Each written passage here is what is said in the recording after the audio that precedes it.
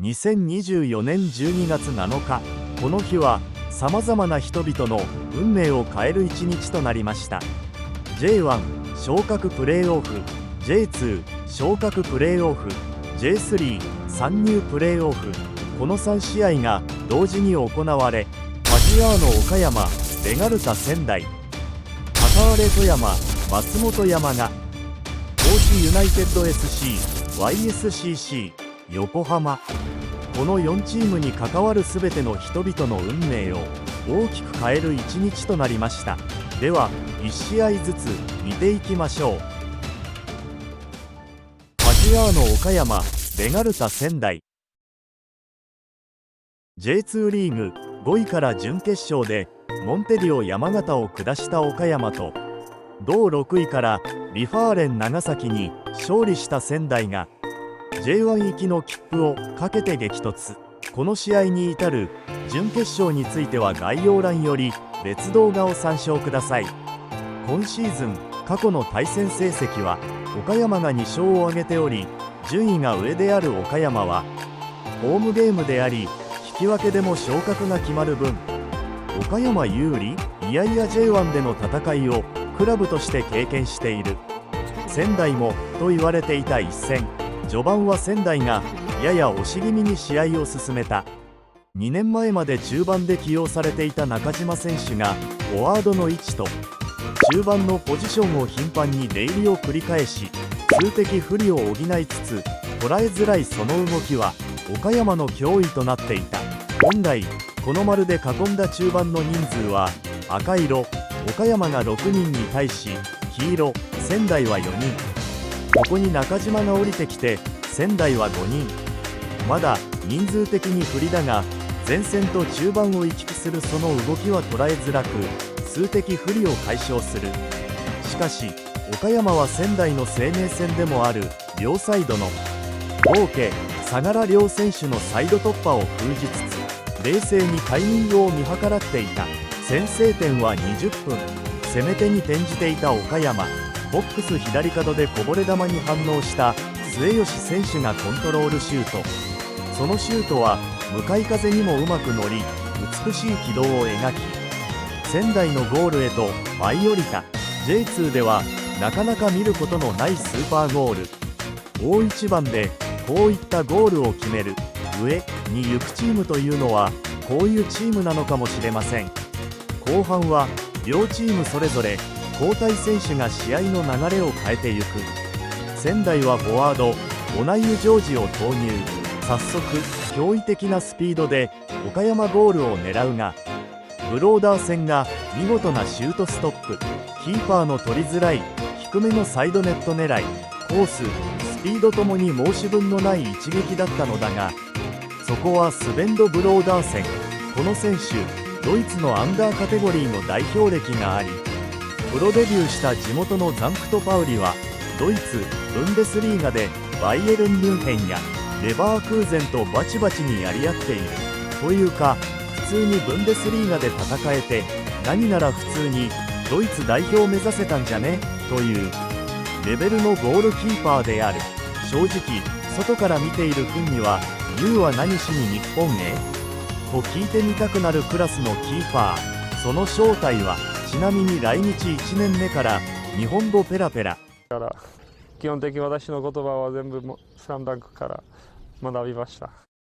やべえ、すげえ高い能力を持った面白外国籍選手や、ありがとうスラムダンク、あなたのおかげで岡山は J1 に昇格できました。話を試合に戻しましょう。オナイユ・ジョージが途中出場で違いを作るなら、岡山も61分にある意味この試合の話題を全て持っていったと言っても過言ではない。あの選手が投入された。ルーカス・マルコス・メイレレス、登録名ルカオ選手の投入である。見ればわかる。単独でゴール前に運びシュートまで持ち込んでしまう。それだけではなく周りを使うポストプレーも秀逸と、相手からするとなんでこんな選手が61分から出てくるんだと言いたくなるような存在感。一人で何でもすいません動画間違えました。何か似てる気がするんですよね。このキャラクターにもとい岡山の追加点もこのルカオから。左サイドで囲まれている状況から3人を振り切って、そこで右サイドの本山選手へ右足を振り抜いたそのシュートはリフレクトしつつ仙台ゴールへ。岡山の昇格を告げる2点目が決まった。仙台は過去6戦で0得点6失点で1分け3敗と桃太郎がいた土地でありながら鬼門となっていた。岡山シティライトスタジアムで1点が遠かった。そしてファジアーノ岡山は2016年2022年に続く3度目の正直でクラブ史上初の J1 昇格を決めた。だがそんなファジアーノ岡山以上にプレーオフに呪われた男がいた。ファジアーノ岡山監督木山隆、その人である。以前別動画でも触れたが、もう一度その呪いについて振り返ってみよう。2012年ジェフ千葉の監督に就任。同年5位にて昇格プレーオフに進出するも決勝で大分に敗れる。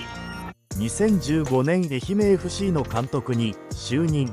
同年5位にて昇格プレーオフに進出するも準決勝でセレッソ大阪に敗れる。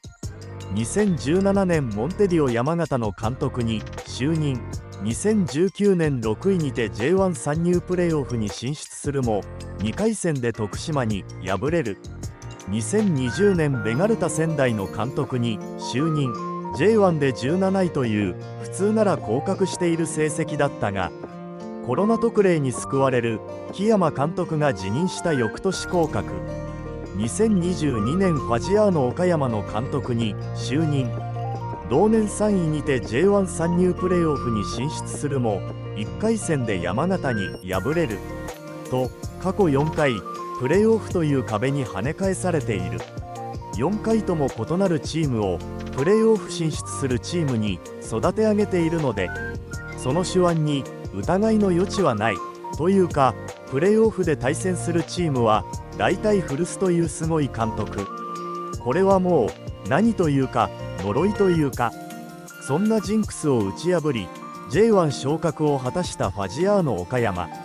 呪いとか深刻な話はどこへやら、謎ダンスを披露する監督の姿や、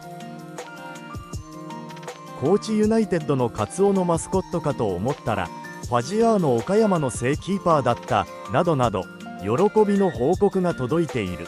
ここまでいくつもの苦労を乗り越えて成長してきた。2006年に株式会社化し、木村正明氏が代表に就任。親企業がない市民クラブとして一人一人の力で発展してきました。プロ化のきっかけは、岡山県にプロスポーツチームがなくていいのか、隣県にカープとタイガースがあるのが悔しかったという思いだったが、選手19人が反対して退団、資金不足で試合を公園で行うなど困難なスタート。それでも木村氏は地道なスポンサー活動に取り組み、名刺交換だけで7万枚を超える努力を積み重ね、その熱意は協力者を引き寄せ、岡山の地に伝わる桃太郎伝説のようについに悲願を達成した。おめでとうファジアーノ岡山。ネットの反応。大都会岡山、ついに J1 殴り込みか。フィルミーノみたいなでかいやつが頭一つ抜けてたな。大都会おめでとうとしか言いようがない。キーパーがいいとなかなか点取れんね。なんであんな外国人が岡山にいるんだ。ルカクおるやん。ルカオとかいうフィジカル全振りなのに小技もできる男、面白かった。ネタ外人かと思ったルカオがマジだった。チケット10分で完売。初昇格おめでとう。ルカオってチートじゃね。ぶつかっても一人じゃ絶対跳ね返される。オナーユのシュート決まってたらまだワンチャンあったけど、キーパーがブローダーセンといるんのなさ。これが大きかった。あそこで点が入ったら勝負の行方は終了までわからなかった。16年目で初か。どんだけぶりやねん。木山5度目のプレーオフで初昇格。のぞみ停車駅から徒歩で行ける好立地。アウェー客も行きやすい。岡山ってお土産何があるの？岡山の桃。もみじまんじゅう。お土産じゃないけど、デミグラスソースカツ丼ととんかつラーメン食べてみ。胃もたれするぞ。きびだんごがあった。岡山といえば桃太郎ランドって人は 10% くらいいるだろう。中国エリアについに J1 チーム2つ誕生か。これはいい流れだわ。ミトちゃんは清らかな体のまま、みんなが昇格、降格に汚れていくのに、ゆかお以上、ゆか組マンだったな。ベガルタ仙台、県内ニュースがずっと、おつや、来シーズン、仙台頑張れ。今年の成績で見れば、長崎かわいそう。3位長崎に4対1で勝った仙台に2対0で勝つ岡山って何なんだ。ファジアーのイコール、キジか。ウィキ見て知ったわ。マスコットは脚立使って空を飛ぶゲート、プロレスもできる。J1 在籍経験できると固定客がぐっと増えるからな。山形がいい例。順番でたまに J1 上がっていい夢見れるのもいいこと。岡山おめでとう。また再来年会おうな。桃太郎は犬を置いていかないでくれ。これが岡山の奇跡か。久しぶりに美しい待って気祭が見られた。待って気祭。解説気祭とは、ベガルタ仙台がなかなか J1 昇格できず揶揄されるようになるくださいという意味の仙台弁気祭が、そのやる気をへし折るような語感で人気を呼び、とうとうベガルタ並びにベガルタサポーターが気祭呼ばわりされ始める。ベガルタサポーターも何を気に入ったのか、自重の意味を込め自らを気祭と称し始める。何シーズンやっても自動的に J1 昇格できる1、2位どころか J1 下位チームとの入れ替え戦に挑戦できる3位にすら入れないため、次第に万年4位の意味を込め気祭と呼ばれ始める。あんまりいい意味ではないらしい。